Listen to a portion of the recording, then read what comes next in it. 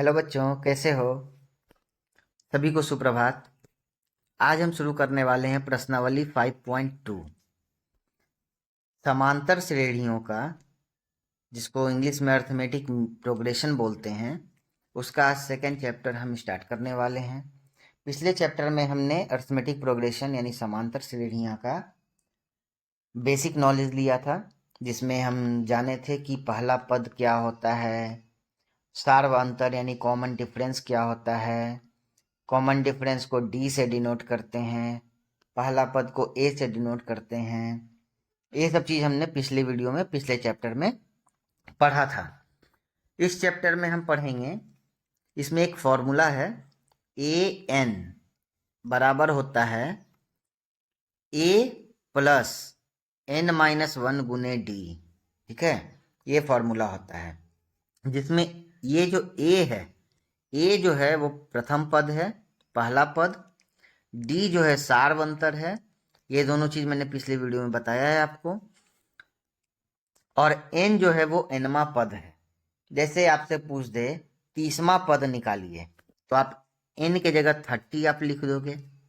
ठीक है, आपसे पूछे 10वां पद निकालिए, तो एन के जगह आपको 10 हो जाएगा। तो ये इस चैप्टर का एक बेसिक फॉर्मूला है, जिसको कि आज हम इस सेकेंड यूनिट में, सेकेंड पार्ट में कवर करेंगे। ठीक है, इसको हम सीखेंगे कि इससे हम क्वेश्चन कैसे बनाते हैं और इससे क्वेश्चन किस तरह के आते हैं।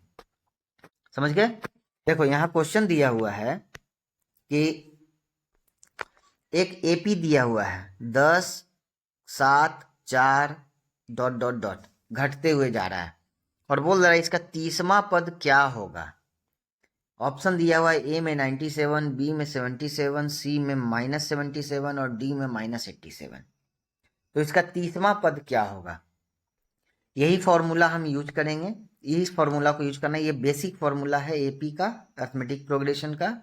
इस फॉर्मूला को आपको याद कर लेना है एकदम अच्छे से। इसी फॉर्मूले के यूज करके सारा क्वेश्चन बनेगा। ठीक है, तो देखो 30वां पद निकालना है, मतलब पहले सबसे पहले हम फॉर्मूला लिखते हैं। फॉर्मूला क्या है हमारा?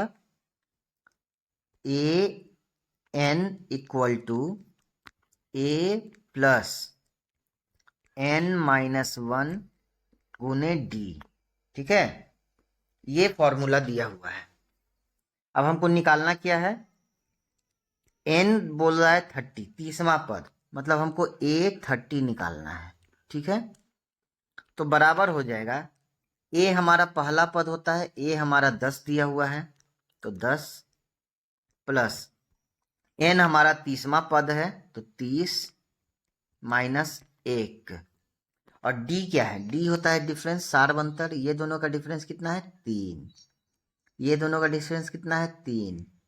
ठीक है, घटते हुए क्रम में है तो -3 हो जाएगा, तो यहाँ -3 से गुना कर देंगे, डी की जगह हो गया -3। ठीक है, अब देखो ये बराबर हो जाएगा, इसको हम सॉल्व करेंगे। 10 प्लस 30 माइनस 1 क्या हो गया? 29 गुने -3। ठीक है, ये हो गया। अब देख, अब इसके आगे इसको सॉल्व करेंगे तो ये हो जाएगा 10 प्लस 29 गुने 3 होता है 87। ठीक है, अब -3 है तो यहाँ माइनस लग जाएगा, तो -87 हो जाएगा। ये हो गया मेरा 10 माइनस 87। अब 10 में से हम 87 को अगर घटाएंगे तो ये हो जाएगा -77। मतलब कि जो हमारा एनवा पद है वो -77 है। यही आया A30। ठीक है, -77, यही आपका हो गया आंसर। आप यहां देखो कौन सा ऑप्शन सही होगा, तो आपका ऑप्शन होगा सी। ठीक है, देखो बहुत इजी क्वेश्चन है, इस एक फॉर्मूले से आपका सारा क्वेश्चन सॉल्व हो जाएगा इस चैप्टर का, इसी एक फॉर्मूले से। ये एक बेसिक फॉर्मूला, इसको एकदम याद रखना है। ठीक है, एग्जाम में भी क्वेश्चन आएगा इस तरह से, इसी फॉर्मूले पे वो बनेगा। ठीक है, जैसे देखो दूसरा क्वेश्चन हम देखते हैं। दूसरा क्वेश्चन बोल रहा है हमको रिक्त स्थान को भरें। अब देखो ये पहला पद दिया हुआ, ये एक एपी है जिसके रिक्त स्थान को भरना है। पहला पद दिया हुआ ये ए हो गया, ये आखिरी पद है। ठीक है, ये an हो गया। ठीक है, और हमको यहाँ बीच में भरना है कि ये क्या होगा। ठीक है, तो हम इस क्वेश्चन को देख के हम समझ सकते हैं। पहले हम लिखेंगे साइड में, a क्या है, 2 है, an क्या है, 26 है, n क्या है, n क्या है, नंबर ऑफ पद, कितना कितने पद हैं वही n होता है। तो कितने पद हैं, 1 2 3 पद हैं, 3 ही पद हैं। पहला पद 2 है, दूसरा पद फिल इन द ब्लैंक्स है, निरिक्त स्थान है, और तीसरा पद 26 है। तो n हो गया 3। तो कहने का मतलब n अगर 3 है तो ये जो 26 दिया हुआ है ये a3 दिया हुआ है, यहाँ पे n की जगह 3 है, तीसरा पद 26 दिया हुआ है, और d हमको नहीं पता है क्योंकि कॉमन डिफरेंस जो है ये दोनों का और ये दोनों का वो हमको नहीं पता है। तो इसको निकालने के लिए, फिल इन द ब्लैंक्स को निकालने के लिए सबसे पहले हमको d निकालना होगा। तो उसी फॉर्मूले से हम d निकालेंगे। ठीक है, क्या है formula, a b equal to हो जाएगा a plus n minus 1 into d. ठीक है, तो a3 हमारा 26 है, 26 बराबर हो जाएगा a हमारा 2 है प्लस n हमारा 3 है, तो 3 माइनस 1 हो जाएगा, और d हमको नहीं पता है तो d हो जाएगा। ठीक है, अब हम इसको सॉल्व करेंगे तो ये हो जाएगा 26 बराबर 3 माइनस 1 2, तो यहाँ 2 प्लस 2d हो गया। ठीक है, ठीक है, अब हम इसके आगे चलेंगे, हम यहाँ पे सॉल्व कर रहे हैं इसको। ठीक है, ये इधर आ गया, 2d हो गया ये। अब देखो 26 बराबर हो जाए 2d हो गया, तो d को एक साइड कर देंगे तो इधर हो जाएगा 26 माइनस 2 बराबर 2d। ठीक है, 26 में से 2 गया तो हो गया 24, 24 बराबर हो गया 2d। तो इसलिए d बराबर क्या हो जाएगा, d बराबर हो जाएगा 24/2 मतलब 12। d इक्वल टू 12 आ गया। अब हमको क्वेश्चन क्या दिया हुआ है, हम क्वेश्चन यहाँ पे फिर से लिखते हैं। ठीक है, क्वेश्चन दिया हुआ है 2 है, comma fill in the blanks है, कॉमा 26 है। तो डी हमको पता है कि 12 मतलब डिफरेंस जो है वो प्लस है, प्लस 12 है, तो बढ़ते हुए क्रम में जाएगा। तो इसमें हम डी को जोड़ेंगे मतलब प्लस 12 करेंगे।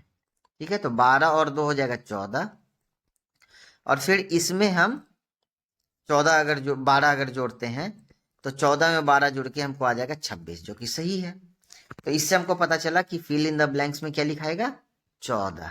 ठीक है, इसका एक तरीका और है, जैसे ये क्वेश्चन अगर आपको ऑब्जेक्टिव में देता है, इस तरह से ऑब्जेक्टिव में देता है, ऑप्शन दिया रहेगा, जैसे पिछले क्वेश्चन में यहाँ पे आपको ऑप्शन दिया हुआ था ABCD करके, इस तरह से ऑप्शन दिया रहेगा, तब तो आप इसको डायरेक्ट यहाँ पे इस तरह से आप बना के आप उसको आंसर टिक कर दोगे। लेकिन ये अगर ऑप्शन नहीं दिया हुआ है, सब्जेक्टिव क्वेश्चन है और आपको इसको सॉल्व करके दिखाना है, तो हम क्या करेंगे, हमको देखो क्या दिया हुआ है, ये n इक्वल टू 1 है, ये n इक्वल टू 2 है, ये n इक्वल टू 3 है। ठीक है, तो हमको दूसरा पद निकालना है। ठीक है, मतलब फॉर्मूला के हिसाब से देखें तो हमको a2 निकालना है। ठीक है, तो a2 निकालने के लिए क्या होगा, फॉर्मूला तो वही रहेगा, a प्लस n माइनस 1 गुने डी। ठीक है, तो a हमको पता है कि a है हमारा 2 प्लस n हमको पता है पहला दूसरा पद हमको निकालना है, तो 2 माइनस 1, और d हमको अभी निकला है 12। ठीक है, तो ये हो जाएगा 2 प्लस 2 माइनस 1 हो जाएगा 1, और 1 से 12 को गुना करेंगे तो 12 हो जाएगा, मतलब ये आ जाएगा 14। देखो देखो सेम आंसर आ गया ना। तो ऑब्जेक्टिव रहेगा तो आप इस तरह से जोड़ के आप इसका आंसर निकाल लोगे, लेकिन ऑब्जेक्टिव क्वेश्चन नहीं रहेगा, उसमें ऑप्शन नहीं दिया रहेगा, तो आपको इस तरह से A2 निकालना पड़ेगा इसको सॉल्व करके, और ये आपका 14 आपका आंसर हो जाएगा। ठीक है, तो यहाँ पे आपका आंसर क्या आया, 14। ठीक है, इसी तरह से हम दूसरा क्वेश्चन देखते हैं। ठीक है, दूसरा क्वेश्चन है इसमें देखो क्या है, इसमें आपको ए नहीं दिया हुआ है, पहला पद नहीं दिया हुआ है, ए एन आखिरी पद। तो पहले काउंट कर लेते हैं, 1 2 3 4, मतलब एन बाद में लिखेंगे, पहले एन इक्वल टू हम लिखते हैं, एन बराबर हो गया 4, ठीक है। तो यहाँ पे एन की जगह हम करते हैं A4 हमको दिया हुआ है 3, ठीक है, और A2 दिया हुआ है 13, ये A2 हो गया और ये A4 हो गया, ठीक है, ये हमको पता है। तो उसी फॉर्मूला से सॉल्व करके हमको ये दोनों फिल इन द ब्लैंक्स, दोनों रिक्त स्थान को भरना है, ठीक है। तो फॉर्मूला हम लगाते हैं, फॉर्मूला होता है ए एन बराबर ए प्लस एन माइनस 1 गुने डी। इसको हम ऐसे घेर देते हैं, ये उधर का क्वेश्चन है, पहला क्वेश्चन था वो, हम इधर सॉल्व करेंगे इसको। तो ए एन हम क्या करेंगे, एक बार हम इसको लेके चलेंगे A2 को, एक बार हम A4 को लेके चलेंगे, ठीक है। तो पहले हम A2 को लेके चलते हैं, ठीक है। तो A2 बराबर, A तो हमको पता नहीं है, और लेकिन N हमको पता है कि N कितना है, 2 है, ठीक है। तो 2 माइनस, क्योंकि A2 निकाल रहे हैं तो N का मतलब 2 हो गया, और D भी हमको नहीं पता है, लेकिन A2 हमको पता है। A2 हमको 13 दिया हुआ है क्वेश्चन में, 13 बराबर हो जाएगा A प्लस 2 माइनस 1, 1 हो गया, 1 गुने डी डी, ठीक है। ये हमारा हो गया समीकरण नंबर 1, ठीक है। दूसरा पार्ट देखते हैं अगर, तो दूसरे पार्ट में हमको A4 पता है, तो A4 बराबर भी वैसे ही हो जाएगा A प्लस एन माइनस 1 गुने डी, ठीक है। A4 हमको पता है कितना है, A4 हमको 3 दिया हुआ है, 3 बराबर A हमको पता नहीं है, ठीक है, और N हमको पता है कि 4 है, तो 4 माइनस 1 हो जाएगा, D हमको पता नहीं है। तो यहां से आएगा 3 बराबर A, यहाँ प्लस छूट गया, A प्लस है, A प्लस 4 में से 1 गया 3, तो 3D हो गया, 3D हो गया, ठीक है। ये हमारा आ गया इक्वेशन नंबर 2, समीकरण नंबर 2। अब हम इन दोनों समीकरण को सॉल्व करके ए और डी का वैल्यू निकालेंगे, ठीक है। ये सब्जेक्टिव क्वेश्चन में आएगा, ये आपका क्वेश्चन जो है ये सब्जेक्टिव क्वेश्चन में आएगा, ये आपका बड़ा क्वेश्चन में आएगा, 3 या 5 नंबर का क्वेश्चन रहेगा, मोस्टली 5 नंबर के क्वेश्चन में ये आएगा, ठीक है। अब हम इन दोनों समीकरण को हल करेंगे, ठीक है। दोनों समीकरण को हल करेंगे तो देखो कैसे लिखेंगे, ए प्लस डी बराबर 13, ठीक है, पहला समीकरण है, और ए प्लस 3D बराबर है 3, ये हमारा दूसरा समीकरण है। अब हम इसको हल करेंगे, इसको हम हल करेंगे, घटा देंगे, ठीक है। तो घटाने पे साइन चेंज होते हैं, यहाँ प्लस है तो यहाँ माइनस हो जाएगा, यहाँ प्लस है तो यहाँ माइनस हो जाएगा, यहाँ प्लस है तो यहाँ माइनस हो जाएगा, ठीक है। अब इसको घटाएंगे तो यहाँ ए प्लस में है, यहाँ ए माइनस में है, तो ये दोनों कट जाएगा, ठीक है। यहाँ डी है, यहाँ माइनस 3D, डी में से 3D को घटाएंगे तो माइनस 2D आएगा, ठीक है। ये बराबर हो जाएगा 13 में से 3 गया तो 10 आ जाएगा। इस हिसाब से अगर हम देखें तो 2 बचे 10 कट जाएगा, तो D बराबर हो जाएगा -5, ये जो माइनस है ये इधर चला जाएगा, तो D बराबर हो जाएगा -5। सबसे पहला चीज की कॉमन डिफरेंस हमको निकल गया, D निकल गया। अब इस D का वैल्यू हम इस दोनों इक्वेशन में से किसी में भी डालेंगे और उससे A का वैल्यू निकालेंगे, ठीक है। तो देखते हैं, पहला इक्वेशन में हम डालते हैं D का वैल्यू। तो पहला इक्वेशन है A प्लस D बराबर 13, ठीक है। तो A और D हो गया, D -5 है तो ये -5 हो जाएगा, प्लस माइनस बराबर हो जाएगा 13, ठीक है। तो यहाँ पे A बराबर क्या आ जाएगा, ए बराबर इधर -5 है, इधर जाके +5 हो जाएगा, तो 13 5 18। मतलब हमको पहला पद यानी ए निकल गया। ठीक है, तो यहाँ पे आपको पहला पद हो गया 18। ठीक है, ये दोनों का डिफरेंस -5 है, घट रहा है।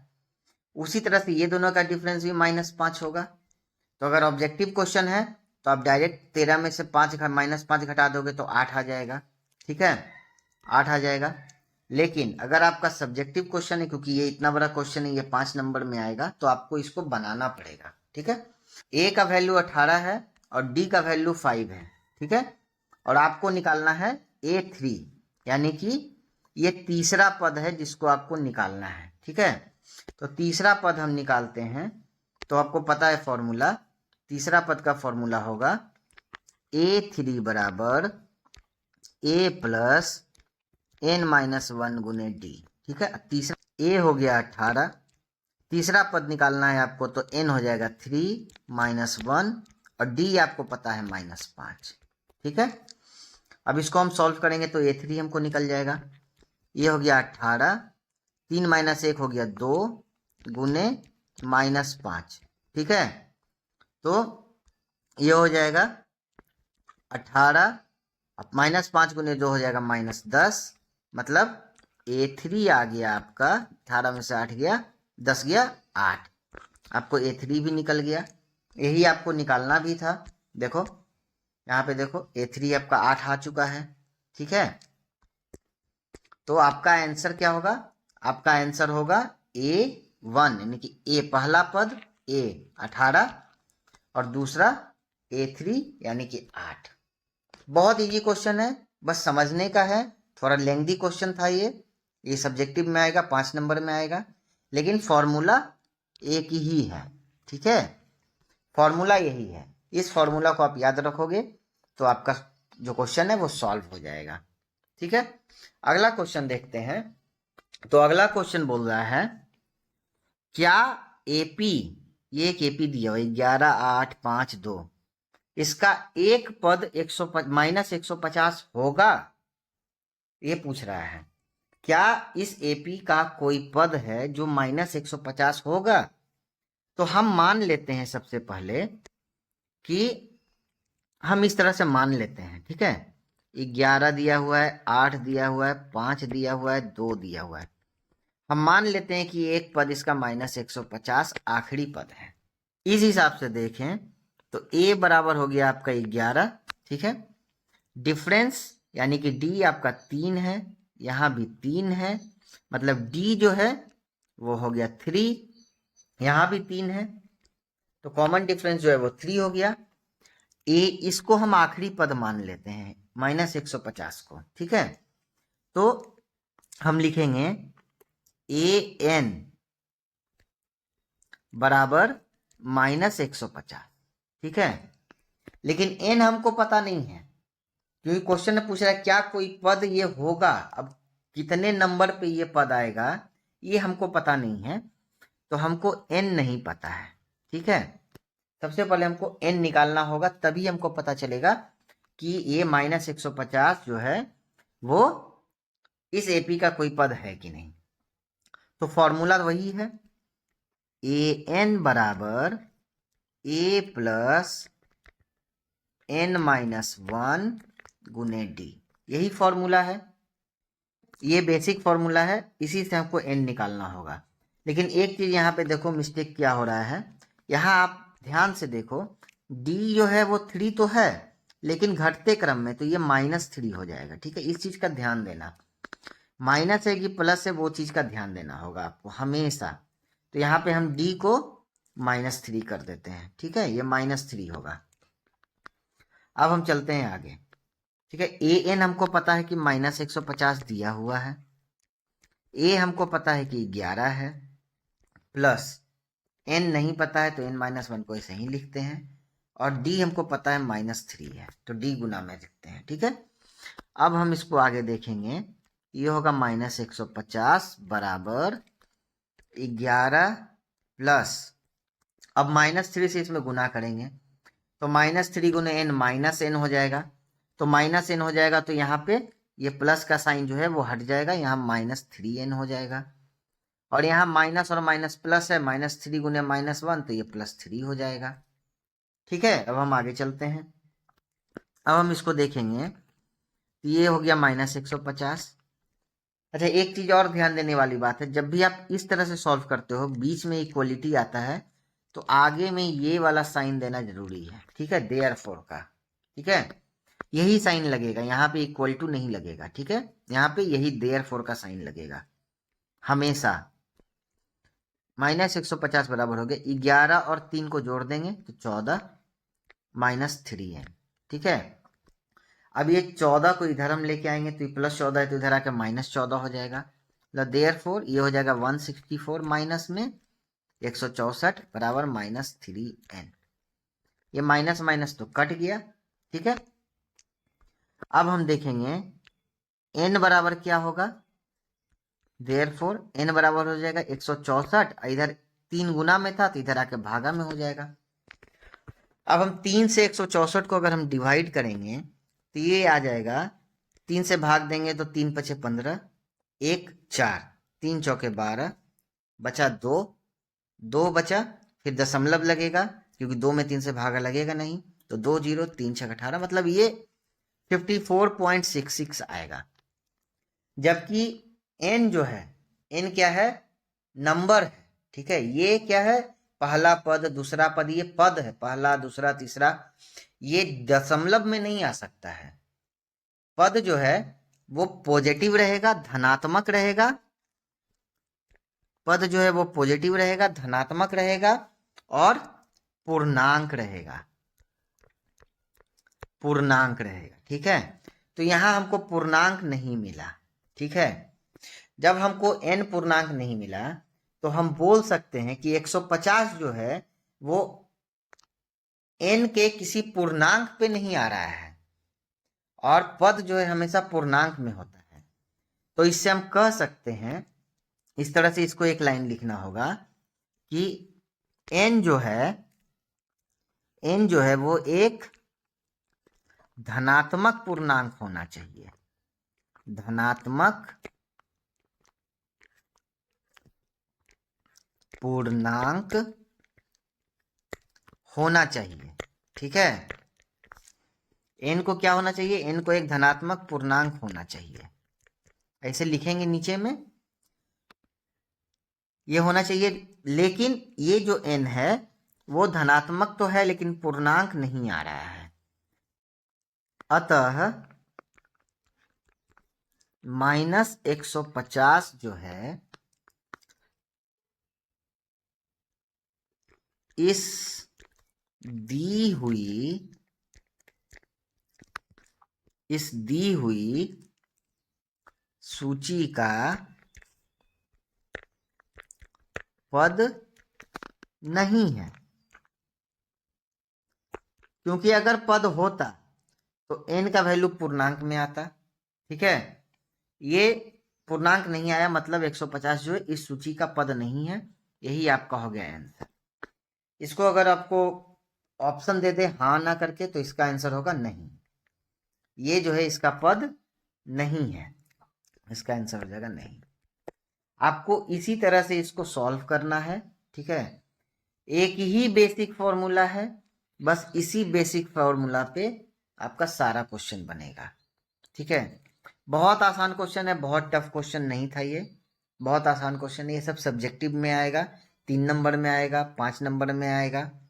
ठीक है, और बहुत इंपॉर्टेंट क्वेश्चन है ये सब, अगले साल के मैट्रिक के एग्जाम के लिए, 2027 के एग्जाम के लिए ये सब क्वेश्चंस बहुत इंपॉर्टेंट है। ठीक है, हम अगला क्वेश्चन देखते हैं, ये भी बहुत इंपॉर्टेंट क्वेश्चन है। यहां देखिए, क्वेश्चन में बोल रहा है 3 अंकों वाली कितनी संख्याएं हैं जो 7 से विभाज्य होंगी।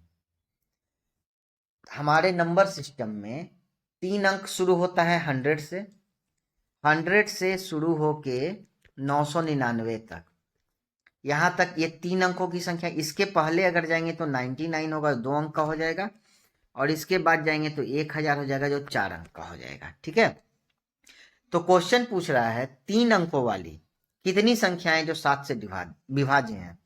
7 से डिवाइड हो जाएंगी। तो वो 100 से पूछ रहा है, 100 से 199 के बीच में 100 से 999 के बीच में कितनी संख्याएं हैं जो 7 से विभाज्य होंगी, क्योंकि 3 अंकों वाली संख्याओं की संख्या इतनी ही होती है। ठीक है, तो इसको कैसे करेंगे? सबसे पहले हम निकालेंगे कि 7 से विभाजित होने वाली 3 अंकों वाली पहली संख्या कौन है।